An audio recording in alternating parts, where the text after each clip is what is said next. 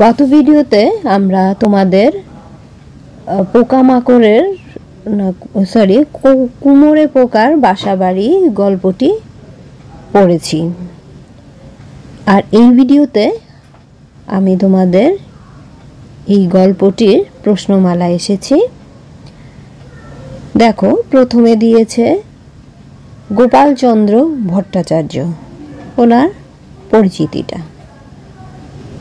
গোপালচন্দ্র ভট্টাচার্য 1895 থেকে 1982।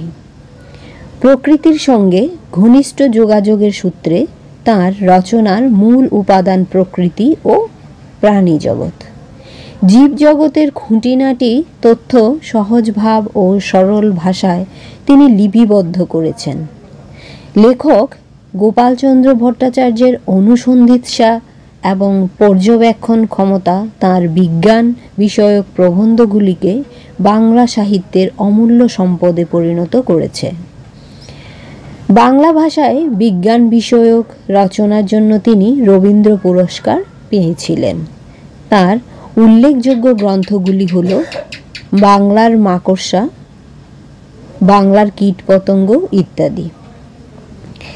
এখান থেকে আমরা যে প্রথমে প্রশ্নটা পাচ্ছি, দেখো কি আছে। গোপালচন্দ্র ভট্টাচার্য বাংলা ভাষায় কী ধরনের লেখালেখির জন্য স্মরণীয় হয়ে আছেন?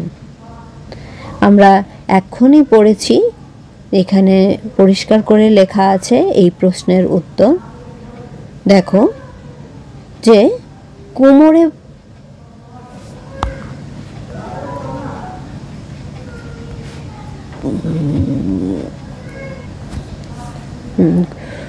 গোপালচন্দ্র ভট্টাচার্য বাংলা ভাষায় কী ধরনের লেখালেখির জন্য স্মরণীয় হয়ে আছেন? উত্তরে আসবে যে গোপালচন্দ্র ভট্টাচার্য অনুসন্ধিৎসা এবং পর্যবেক্ষণমূলক রচনার ও বিজ্ঞান বিষয়ক রচনার জন্য স্মরণীয় হয়ে আছেন। তারপরে যে প্রশ্নটা দেওয়া আছে, দেখো তার লেখা একটি বইয়ের নাম লেখো। তার লেখা একটি বইয়ের নাম বাংলার মাকড়সা আছে বা বাংলার কীটপতঙ্গ, যে কোনো একটা তোমরা দিতে পারো। তাহলে আমরা এই ভিডিওতে এইটুকুই পড়ছি। পরের ভিডিওতে আমরা নিচের যে প্রশ্নগুলি আছে সেগুলো নিয়ে আলোচনা করছি।